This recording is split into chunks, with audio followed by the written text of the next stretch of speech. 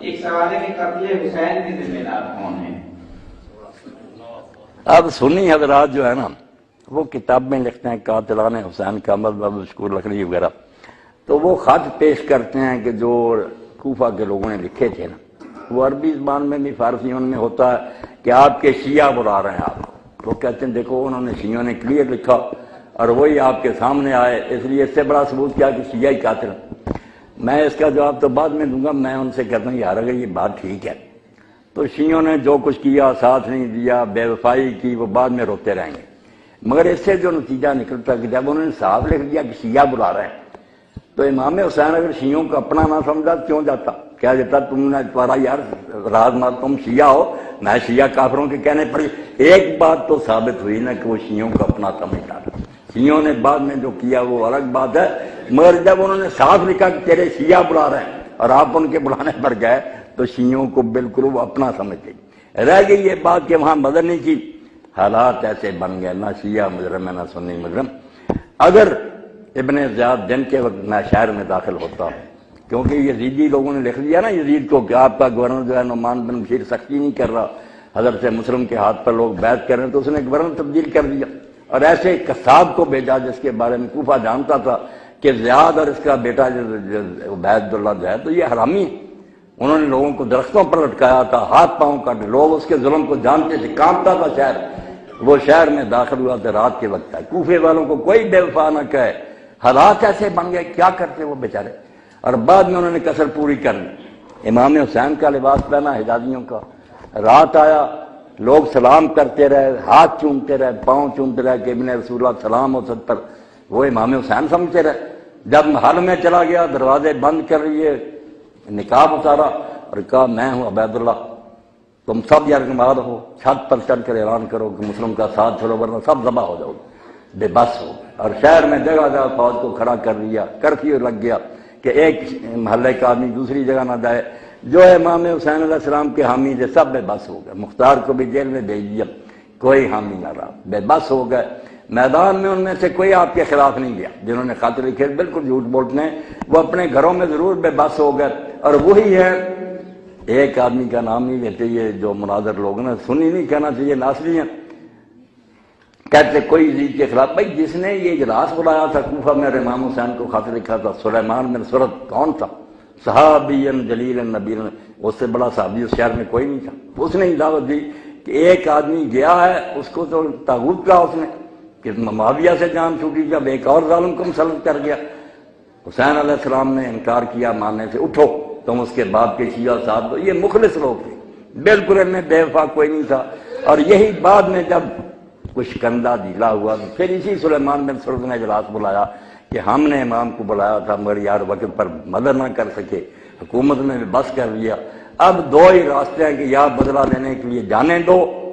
یا بدلہ لے لو۔ پھر یہ 4000 آدمی کربلا شریف کیا، امام کی قبر پر ساری رات روئے، پھر شام کو روانہ ہو گئی۔ یہ عین الوردا کا واقعہ چلاتا، وہ خط لکھنے والوں کی باتیں کرتے ہیں، وہاں یہ سارے پھر شہید ہو گئے۔ اور مختار نے جیل میں سے نے لکھا کہ ان بدماشوں سے تم نہیں نبٹ سکتے، تم دیکھ لو گو،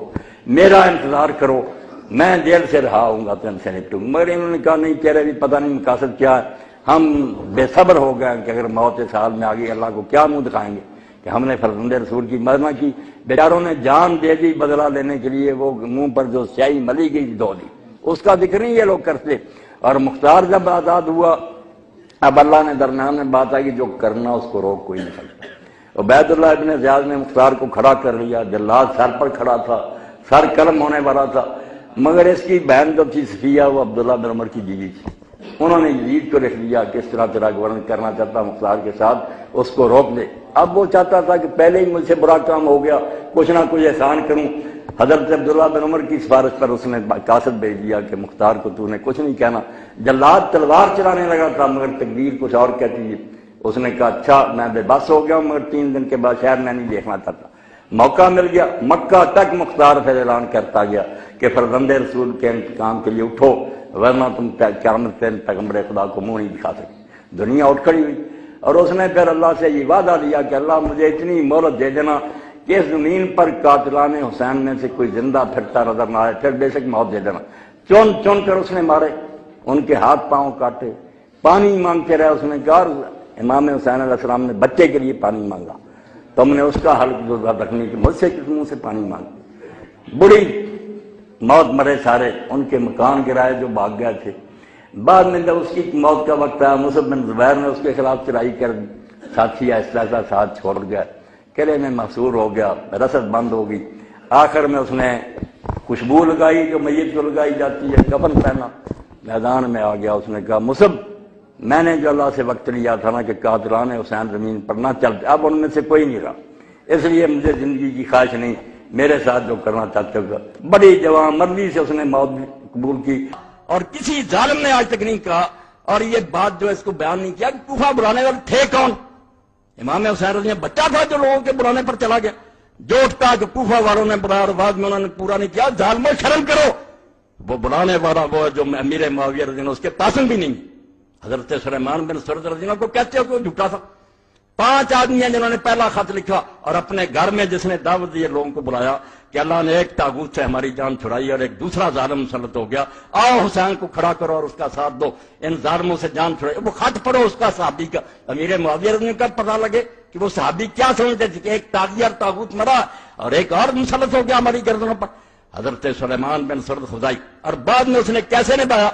اگر اور توفیق نہیں تو البدایہ والنہایہ امام ابن کثیر کی اٹھا کر دیکھ لو، اس کی شہادت کا واقعہ پڑھو کہ کس طرح اس نے ان ظالموں سے بدلہ لینے کے لیے بعد میں پھر لوگوں کو جمع کیا کہ ہم وقتی طور پر ٹھیک ہے دب گئے۔ عبید اللہ ابن زیاد نے دھوکے سے شہر پر قبضہ کر لیا، کرفیو نافذ کر دیا، ہمارے لیڈر گرفتار کر لیے، ہم مدد نہیں کر سکے امام حسین رضی کی، مگر یہ الزام ہم پر آ گیا کہ ہم نے بلایا تھا۔ بالکل صریح جھوٹ، کوفہ والوں نے کوئی دھوکہ نہیں کیا، ان میں سے کوئی جھوٹا نہیں تھا، وہ سارے امام حسین کے رضی اللہ تعالیٰ ان کے والد کے فدائی تھے۔